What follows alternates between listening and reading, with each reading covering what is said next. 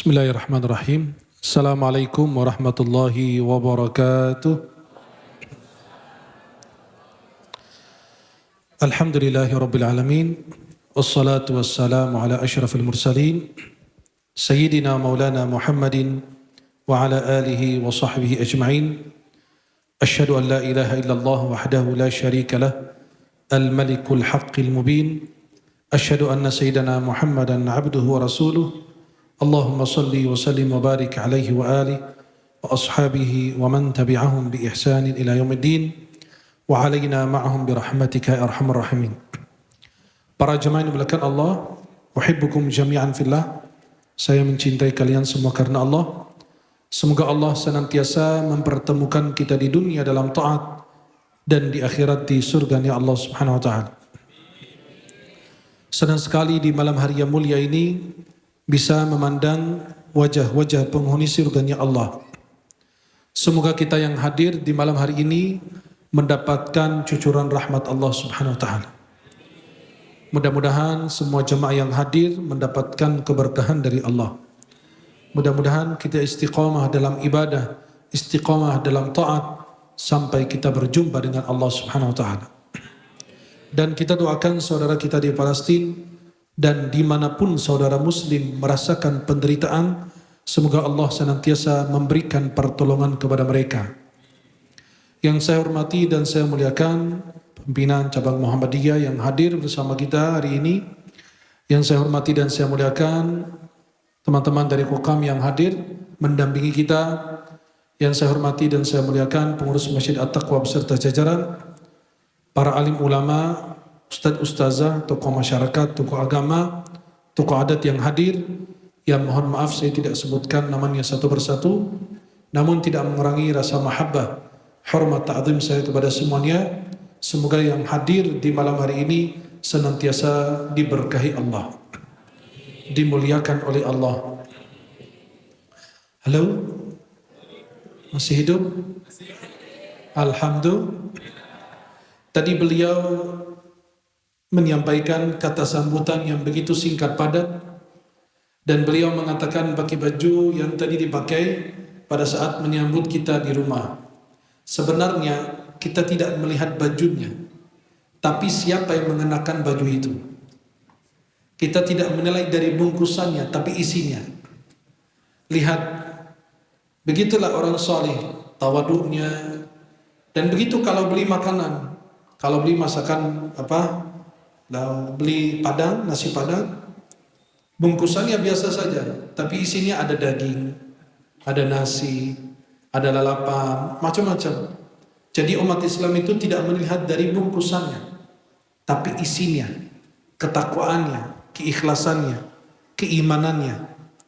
Mudah-mudahan guru-guru kita, orang tua kita yang hadir senantiasa diberkahi Allah. Para jemaah yang dimuliakan Allah Subhanahu wa taala. Al-Qur'anul Karim. Al-Qur'an firman Allah yang mulia yang diturunkan kepada kita.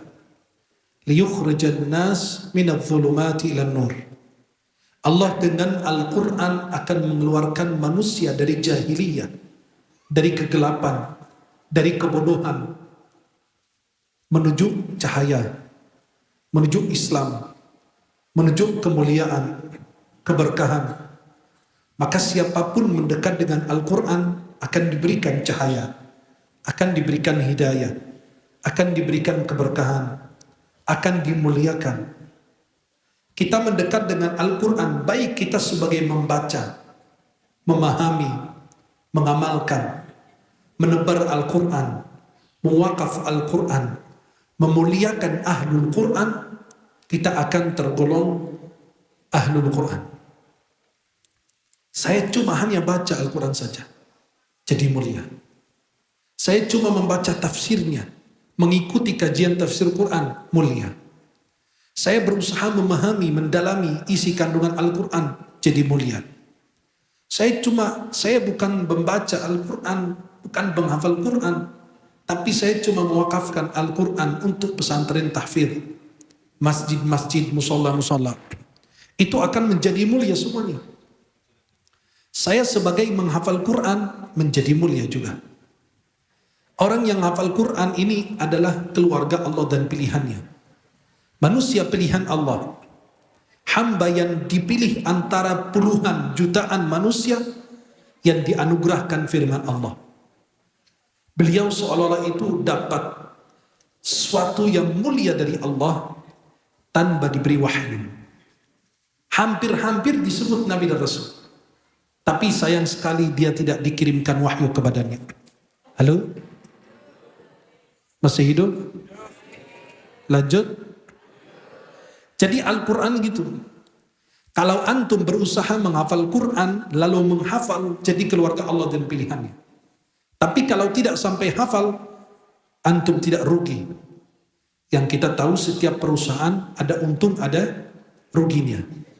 Hanya satu proyek yang tidak antum bakalan rugi. Proyek menghafal Al-Quran. Kalau sampai hafal Al-Quran, antum menjadi pilihan Allah.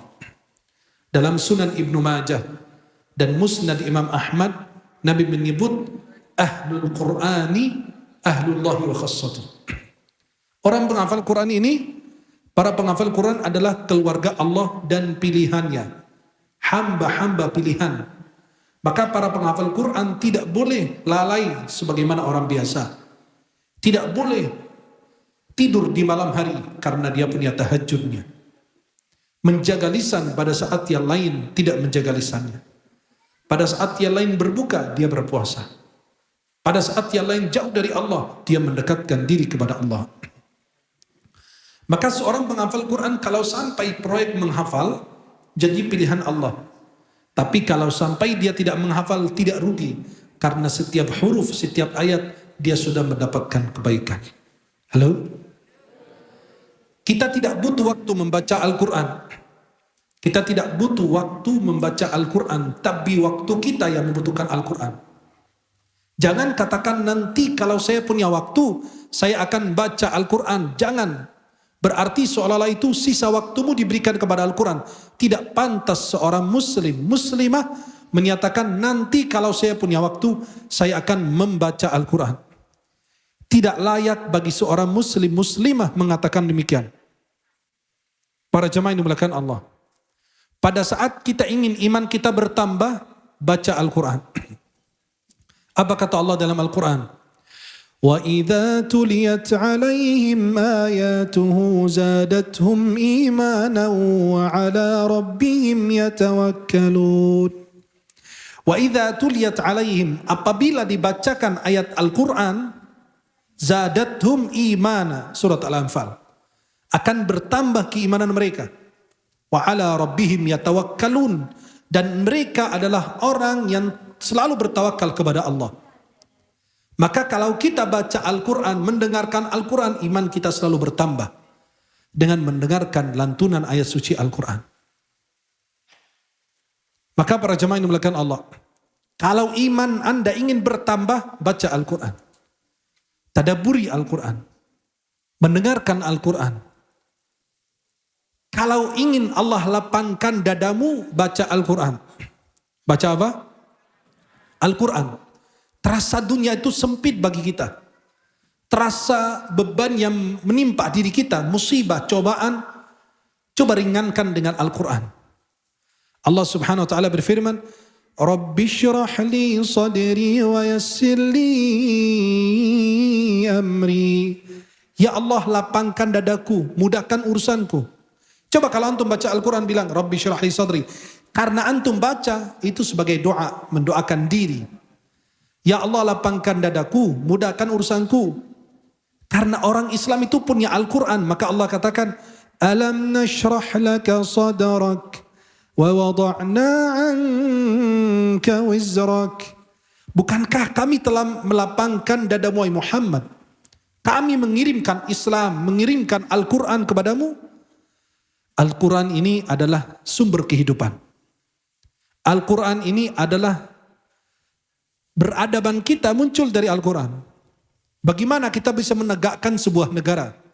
Bagaimana kita bisa membangun ukhuwah Islamiyah, persaudaraan kita, persatuan kita? Al-Quran ini membangun peradaban umat Islam. Maka kalau Anda susah tidur, baca Al-Quran. Anda punya persoalan, coba baca surat Yusuf. Lihat apa yang dihadapi oleh Nabi Yusuf. Permusuhan yang dialami dari saudaranya sendiri, hampir mau dibunuh. Tapi lihat cerita-ceritanya indah. Kalau kita mentadaburi ayat-ayat demi ayat, surat demi surat, saya yakin umat ini tidak bakalan tersesat. Nabi SAW bersabda, "Taraktu fikum amrayni, ma in tamassaktum bihima lan tadullu ba'di abada." Saya tinggalkan dua perkara, apabila kalian berpegang teguh kepadanya, kalian tidak akan tersesat selama-lamanya.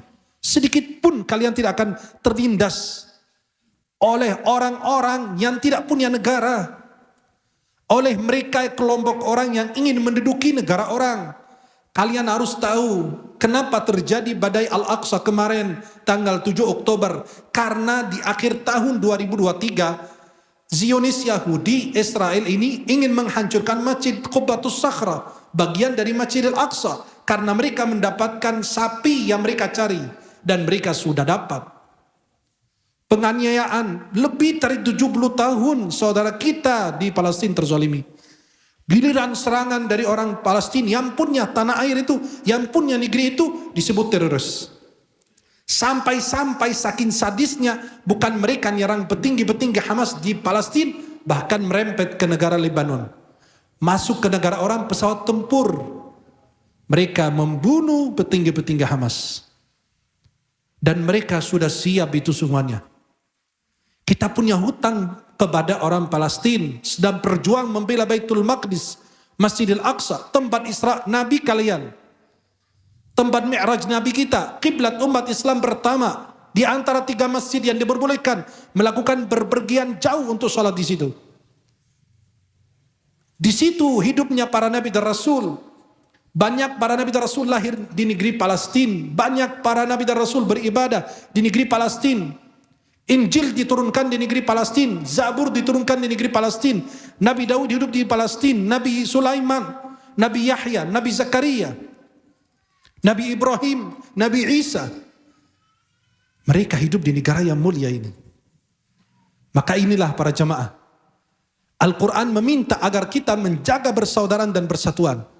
Karena kita makin jauh dari Al-Quran dan hadis, kata Nabi SAW, itulah maka kita tindas.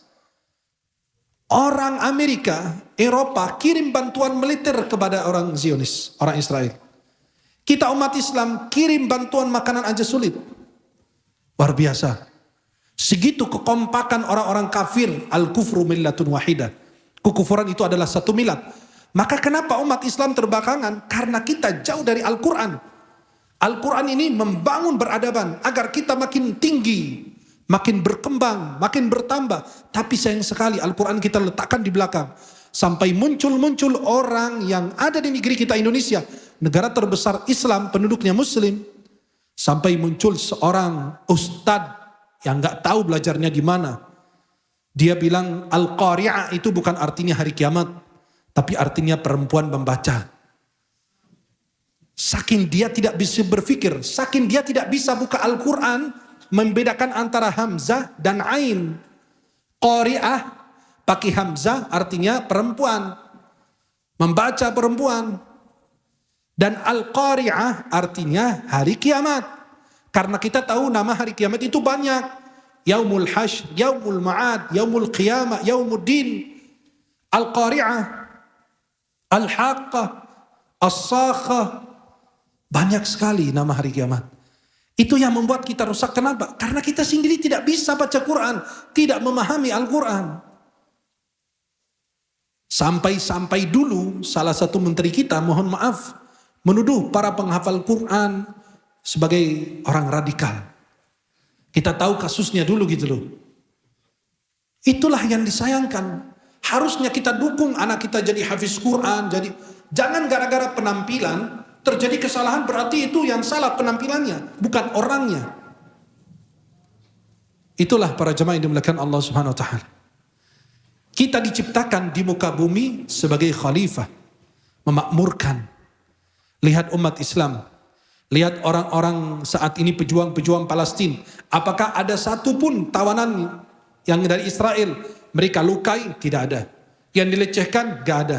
Yang dibunuh, tidak ada. Baru saya nonton di Al Jazeera tadi, siang. Berita seorang perempuan yang kemarin dilepas oleh Hamas. Dia ditanya, bagaimana kamu diperlakukan? Kami ini sampai-sampai dia gak mau bersentuhan kulitnya dengan kulit kami.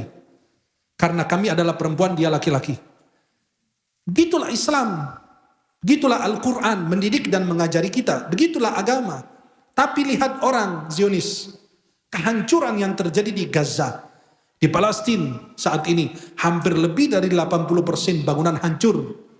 Untuk dibangun kembali perlu 25 tahun.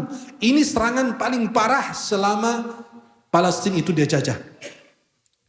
Ketika Ukraina diserang kemarin, dunia melek semuanya. Semua mengecam. Semua kirim bantuan militer. Amerika kirim bantuan militer. Tapi giliran serangan itu kepada umat Islam. Ke negeri Palestina. Satu pun gak ada berbicara. Sampai Perdana Menteri Israel kemarin mengatakan kepada negara negara Islam yang kemarin pas rapat, apabila negara Timur Tengah cari aman, diam.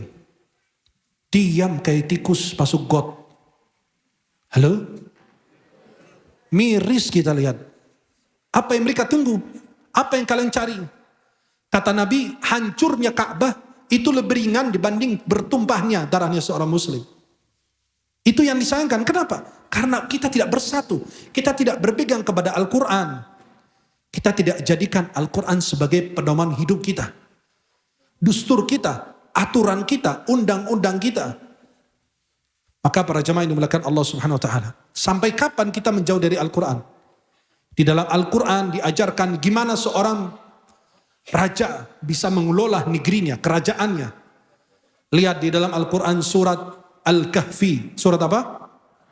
Surat Al-Kahfi itu yang disunnahkan dibaca malam Jumat dan hari Jumat. Sunnah dari Nabi dan dari Imam Syafi'i. Imam Syafi'i yang mazhab kita, guru dari mazhab kita, mengatakan dalam kitab Al-Um, dianjurkan membaca surat Al-Kahfi malam Jumat atau hari Jumat. Kadang-kadang kita suka yang sunnah kita tinggalkan, yang aneh-aneh kita kerjakan. Halo? Betul tidak? Giliran yang sunnah ditinggalkan. Ini buatan Wahabi ini. Tapi giliran yang aneh-aneh malah dikerjakan. Giliran sholat subuh gak berjamaah di masjid. Tapi giliran sholat duha on time di rumah. On time di masjid. On time di kantor. Loh, katanya apa? Alasan biar rizkinya lancar. Enti gak bakal rizkinya lancar.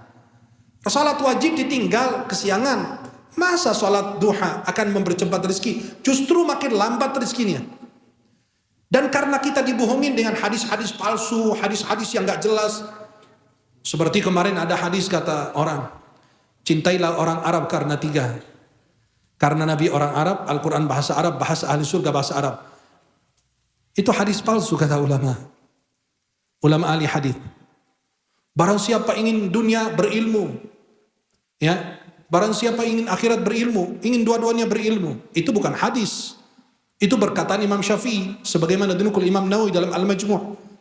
Karena umat kadang-kadang sesuatu yang aneh, jadi kita lihat yang aneh-aneh.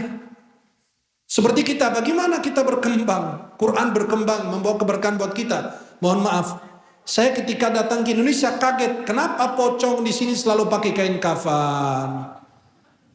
Hah? Sampai dari dulu kepingin jumpa dengan pocong itu belum ketemu-ketemu. Hah?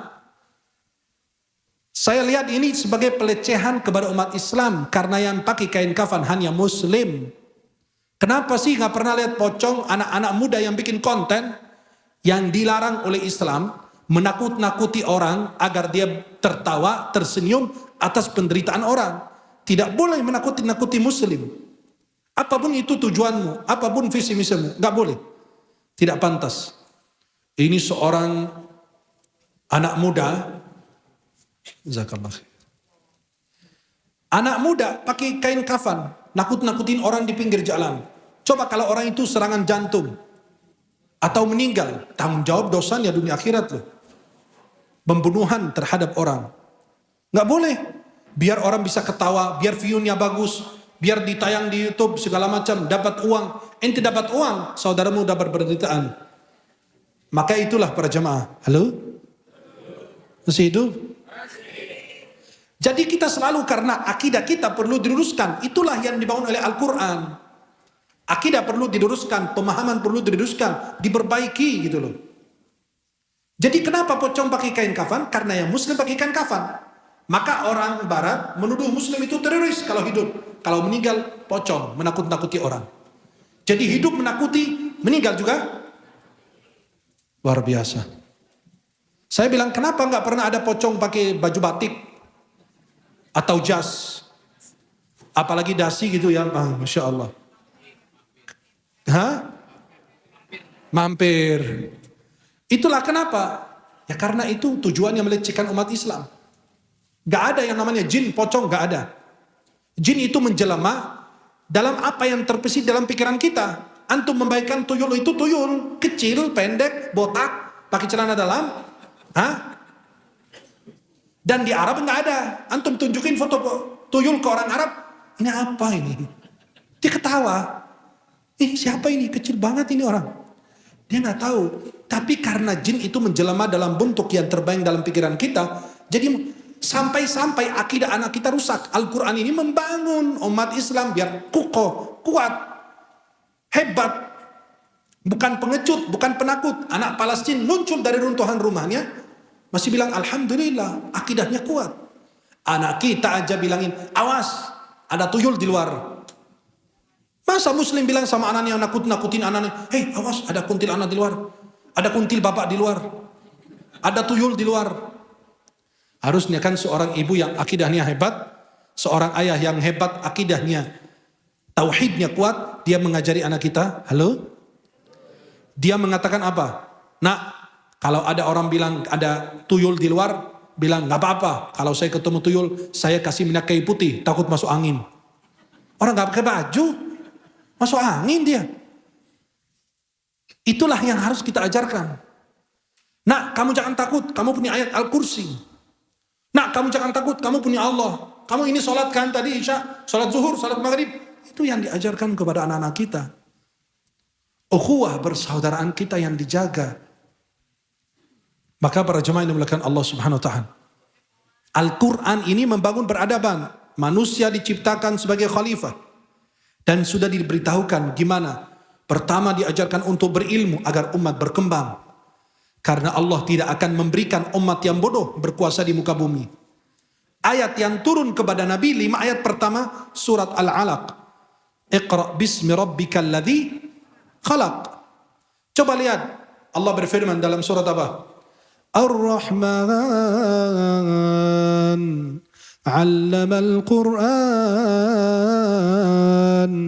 khalaqal insana 'allamahul bayan. Ar-Rahman 'allamal Qur'an khalaqal insan. Coba lihat, memahami ayatnya. Ar-Rahman, yang Maha Pengasih. 'Allamal Qur'an, mengajarkan Al-Quran. Khalaqal insan, menciptakan manusia. Pertanyaannya, manusia diciptakan dulu atau belajar dulu? Diciptakan dulu baru Halo? Manusia diapain? Diciptakan dulu baru? Kok ayatnya dibalik? Allah ingin berpesan kepada umat bahwa orang yang tidak belajar Al-Quran, yang tidak membersama Al-Quran, sama dengan orang yang belum diciptakan. Maka Nabi SAW dalam Sunan At-Tirmidzi bersabda, Mathalul ladzi yadhkuru rabbah wal ladzi la yadhkuru rabbah kamathalil hayy wal mayyit. Perumpamaan orang yang berzikir sama orang yang tidak berzikir bagaikan orang hidup dan orang mati. Luar biasa. Maka kalau antum tidak termasuk orang yang berzikir, sama dengan orang mati. Allah Subhanahu wa taala sebut Al-Qur'an ini apa? Sebagai ruh. Wa kadzalika auhayna ilaika ruhan min amrina, surat Asy-Syura akhir. Allah kirimkan Al-Quran ini sebagai roh. Kok Al-Quran disebut roh? Karena dia adalah roh untuk umat Nabi Muhammad. Karena roh kalau dicabut dari tubuh, tidak berdaya jasad itu, sudah mati. Tidak ada kehidupan. Begitu kalau kita ditarik Al-Quran dari kita, kita tidak ada kehidupan. Tidak ada kemuliaan. Tidak bakalan berkuasa. Maka bahagia kalau lihat anak-anak kita tahfiz Al-Quran. Kenapa? Dia ingin memuliakan dirinya, kedua orang tuanya. Bukan kita menjaga Al-Quran, tapi Al-Quran yang menjaga kita. Bukan anak kita yang menjaga Al-Quran, tapi Al-Quran yang menjaga anak kita. Orang semua bangkit dari kuburnya di akhir zaman nanti.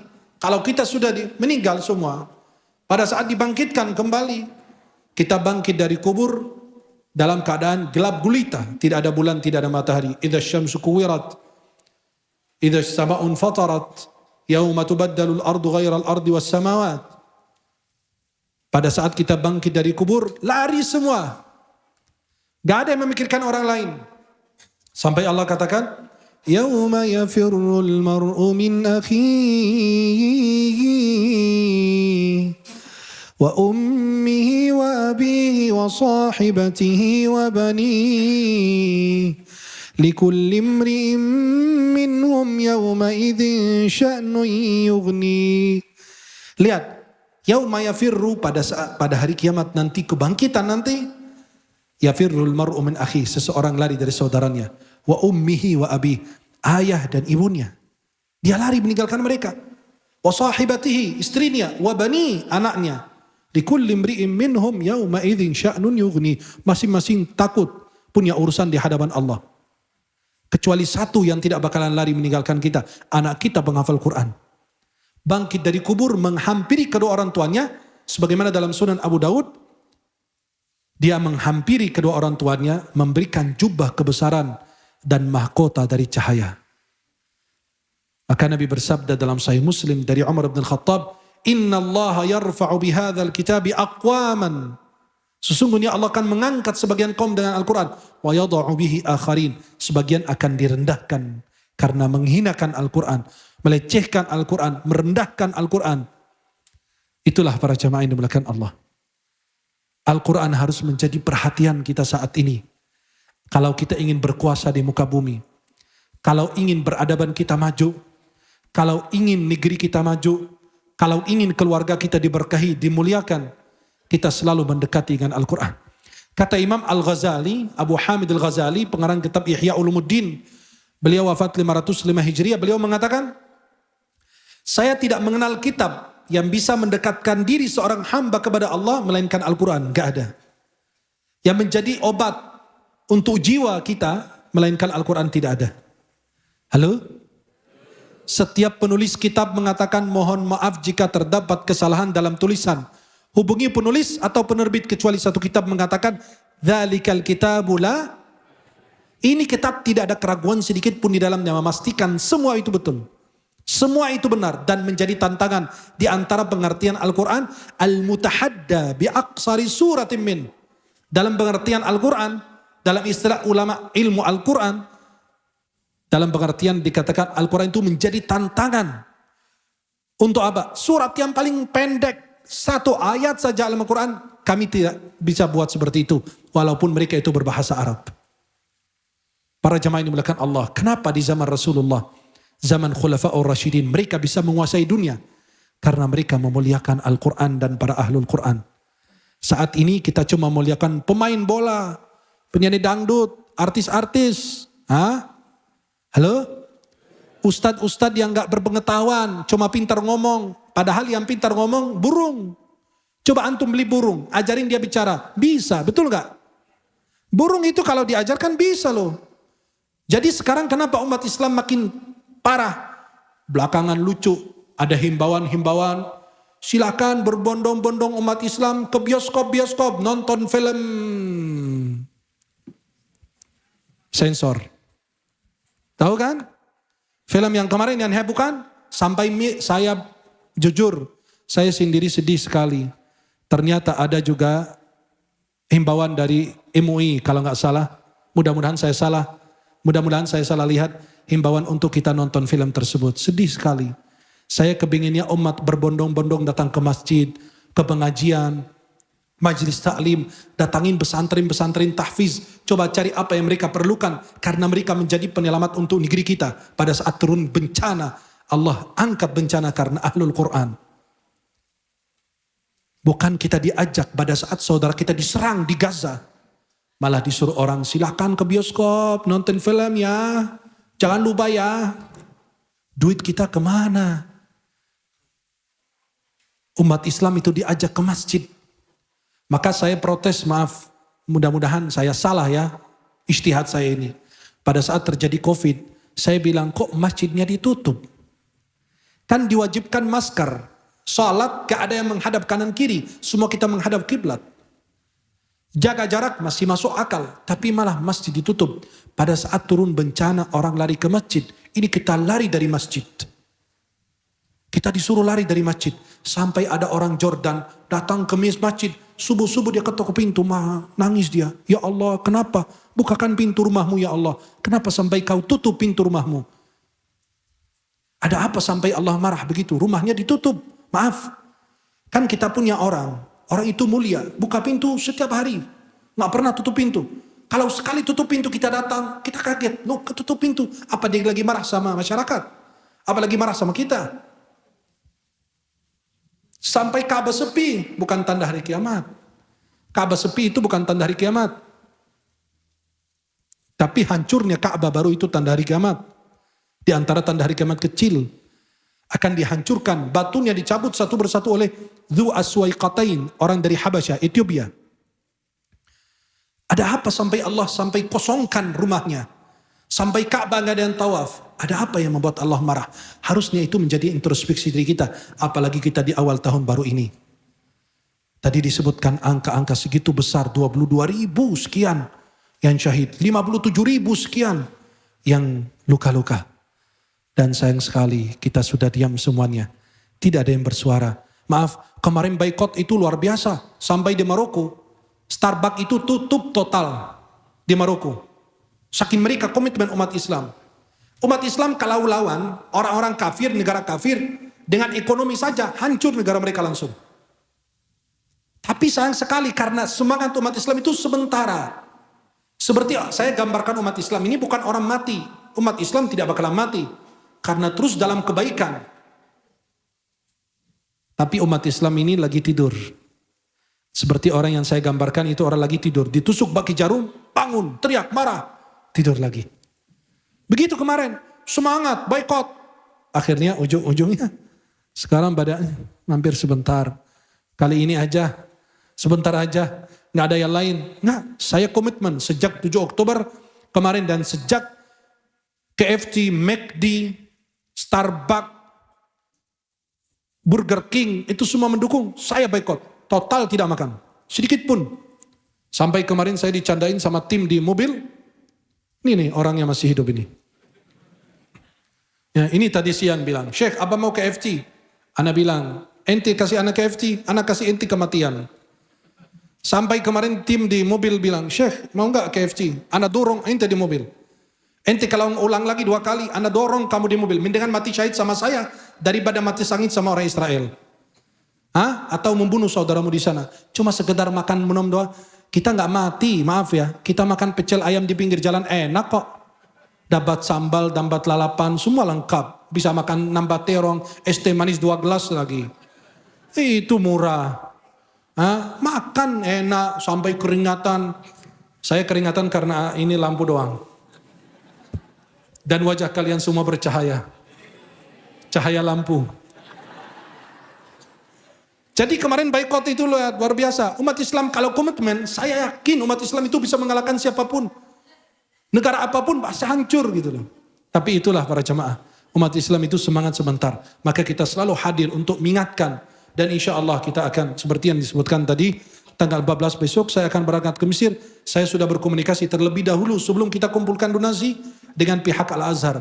Namanya Lembaga Sedekah dan Zakat Al-Azhar yang diawasi oleh Grand Sheikh Al-Azhar, Dr. Ahmad Al-Tayyib. Saya komunikasi dengan pihak mereka. Alhamdulillah mereka mempersiapkan truk dan kita akan ngisi dalamnya. Saya nanya mereka di sana di Al-Azhar, kira-kira yang diperlukan saudara di Gaza apa? Kata mereka perlu tenda, selimut, makan yang langsung siap saji langsung dimakan. Sampai saya bertanya, obat-obatan juga diperlukan. Kenapa? Mereka ini kalau luka atau ada masalah, mereka itu tidak dibius Pak. Karena sudah tidak ada. Mereka itu dijahit tanpa dibius. Bayangkan antum. Kita luka-luka aja sedikit ya, itu langsung gelisah. Mereka biasa saja. Tadi ada anak, saya lihat videonya itu lagi disuntik, sampai dia pakai apa? Pakai zikir. Rabbana zalamna anfusana wa illam taghfir lana. Kalau kita ya Mereka itu sabar, ikhlas, tulus, cinta kepada Allah, gak pernah murka, gak pernah marah. Kita aja baru sekali yang sholat di masjid At-Taqwa, hilang sandal kita di luar, saya gak mau sholat lagi. Kenapa? Kehilangan sandal. Mereka kehilangan nyawa, malah makin dekat dengan Allah. Iman yang makin kuat, makin kokoh, maka orang tua wajib mendidik iman anaknya. Wajib membangun Al-Quran di dalam hatinya. Semoga Allah senantiasa memuliakan kita semua dunia dan di akhirat. Dan mudah-mudahan kita doakan saudara kita di Palestina diberikan pertolongan, kemenangan dari Allah Subhanahu wa taala. Dan mudah-mudahan umat Islam segera bersatu biar bisa melawan kezaliman yang terjadi kepada saudara kita di Palestina, di India, di berbagai negara di belahan dunia. Mudah-mudahan Allah senantiasa berikan kemuliaan bagi kita dimanapun kita berada. Amin ya rabbal alamin. Mudah-mudahan yang saya sampaikan bermanfaat. Aqulu qawli hadha wa astaghfirullah li wa lakum. Wallahu ta'ala a'la wa a'lam bis-shawab.